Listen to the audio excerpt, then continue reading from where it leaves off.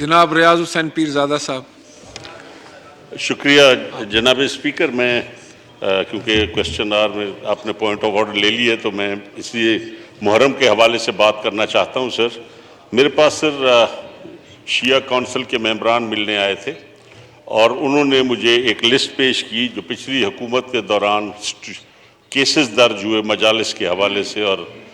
شیعہ عقیدے کے حساب سے جو ہمارے جلسے اور نواسہ رسول کی عزاداری میں جو کیسا انصاف ہے جناب اسپیکر کے آرٹیکل 20 آپ کا کہتا ہے کہ اس ملک میں جو بھی آپ کا مذہب ہے آپ کا اس کا احترام کیا جائے گا، اور آرٹیکل 25 جو ہے اس میں ایکویلٹی ہے بیفور لا۔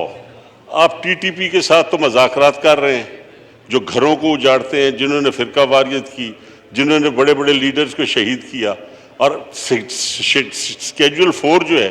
وہ آپ نے غریب عزاداروں کے لیے جو بدماشوں کے لیے لا قانون بنتا ہے اس میں آپ ان کو چلان کر دیتے ہیں۔ تو انٹیریئر منسٹر صاحب بھی بیٹھے ہیں، میں نے چارے چیف سیکرٹریز کو لکھا ہے ایز منسٹر ہیومن رائٹس کہ آپ اس قسم کے پرچے نہ دیں، اور صرف ایک آدھا گھنٹہ مجلس آگے چلی جائے، ایک تھوڑی سی دیر کی رکاوٹ کرے تو شیڈول 4 میں چلا جاتا ہے آدمی، اور 3 سال ان کو خوار کیا جاتا ہے۔ جناب اسپیکر، یہ کچھ کم از کم چیف سیکرٹریز کو اور آئی جیز کو سوچنا چاہیے کہ یہ نواسہ رسول کی عزاداری ہے۔ کبھی آج تک کوئی ایک مثال بتائیں کہ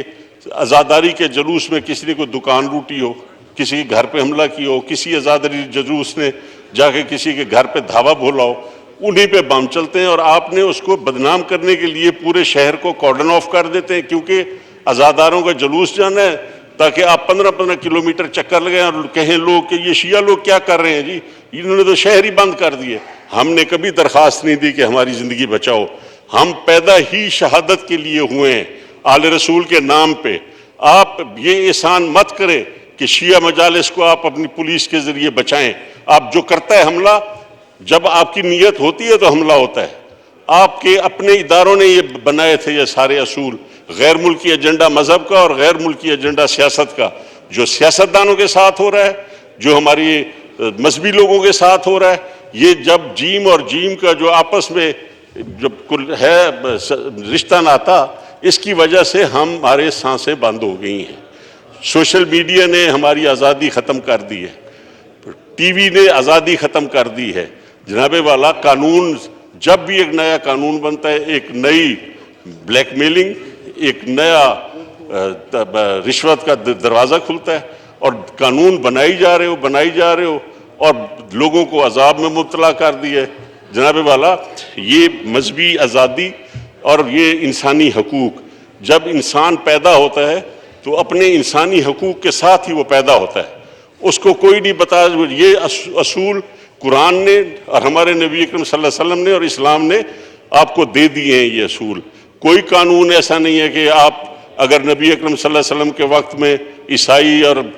مسلمان اور سب مدینے میں اگر رہ رہے تھے تو وہ اس پاک ذات کی مہربانی سے اور ان کی رحمت کے سائے میں رہ رہے تھے۔ تو اس ملک میں یہ عذاب نہ بنایا جائے کہ عزاداری کے لیے اب ہمارے لیے، میں خود لائسنس ہولڈر ہوں، میرے والد لائسنس ہولڈر تھے، میرے گھروں میں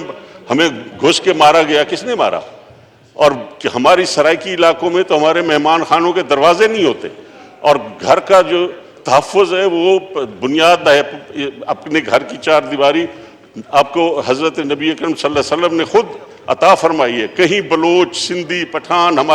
ہم روایتوں والے لوگ ہیں، ہم جڑے ہوئے لوگ ہیں۔ کبھی ایسا واقعہ نہیں ہوتا کہ کوئی بلوچ کسی بلوچ کے گھر پہ حملہ کر کے مارے، پٹھان کے گھر پہ حملہ کرے۔ اگر لڑتے ہیں عدالتوں میں لڑتے ہیں، سڑکوں پہ لڑتے ہیں، لیکن یہ کیسا نظام ہے پاکستان کا کہ گھروں کے اندر اور سرائکی علاقوں کے مہمان خانوں میں گھس کے مارا جائے، اور پھر عدالتوں میں میرے والد کا مرڈر ہوا، میں ایک دن کے لیے نہ تھانے پہ گیا نہ میں عدالتوں میں گیا۔ مجھے یقین تھا کہ نہ مجھے وہاں سے انصاف ملے گا اور نہ یہاں سے ملے گا، اور وہ اللہ تعالیٰ نے مہربانی کی۔ جب پہلا میزائل فائر ہوا میرم شاہ میں گرا تو میرے والد کے جو 2 قاتل تھے وہ اسی میزائل میں مر گئے تھے۔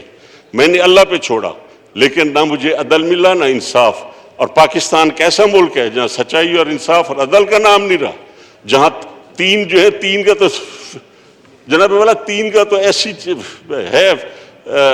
ہند سے علم العداد میں کہ یہ کیا ہوتا ہے 3 کے خلاف ہر جگہ۔ تو جہاں انصاف اور عدل صرف لوگوں کے لیے ہو اور ایک خاص طبقے کے لیے ہو اور نہ مذہبی آزادی ہو، اور پھر ہمیں کہا جاتا ہے کہ ہم ملک دشمن ہیں، اور کہیں ہمارا ووٹ چرا لیا جاتا ہے، کہیں ہمیں عدالت میں گھسیٹا جاتا ہے، اور ایک دن میں بیل ہو گئی میرے باپ کے قاتلوں کی۔ تو یہ تو میرے ساتھ ہوا، میں سٹنگ MNA تھا اس وقت جناب اسپیکر، جب میرے فادر کا مرڈر ہوا 95 میں 15 نومبر کو، میں سٹنگ ممبر تھا اس ہاؤس کا، لیکن مجھے انصاف نہیں ملا۔ اور آج آپ دیکھیں عدالتیں کھل جاتی ہیں انصاف دینے کے لیے۔ جناب اسپیکر، یہ ہمیں اب سوچنا پڑے گا، اور سیاستدانوں کو، پورے ملک کے سیاستدانوں کو اب وقت آ گیا ہے کہ ہر چیز جو ہے قانون اور دائرے میں آنی چاہیے۔ جس طرح ججز کیا قانون ہے کہ ان کی سینیورٹی اکارڈنگ ٹو کانسٹیٹیوشن ہے، اسی طرح اب آرمی میں بھی یہ قانون لاگو ہونا چاہیے کہ اس کو دائرہ کار میں لائیں اور کانسٹیٹیوشن کے اندر ان کی ترقی ہو، تاکہ یہ ملک ایک عذاب سے بچ جائے کہ جب بھی ان کی کرسی کا مسئلہ آتا ہے تو پورا ملک جو ہے اس وقت سٹینڈ ٹو ہے۔ جب تک یہ فیصلہ نہیں ہوگا ہم اگلے 2 مہینے عذاب میں رہیں گے۔ جناب والا، یہ پارلیمنٹ مہربانی کرے، اپنے آپ کو ثابت کرے، سیاستدان چاہے ادھر بیٹھے ہیں یا ادھر بیٹھے ہیں، اپنی پگڑی کو تو سنبھالو۔ عوام کے ہم نمائندے ہیں، کیا ظلم ہے کہ وہ عوام جو مجھے ووٹ دیتی ہے وہی مجھے کرپٹ کہتی ہے؟ افسوس ہے یہ۔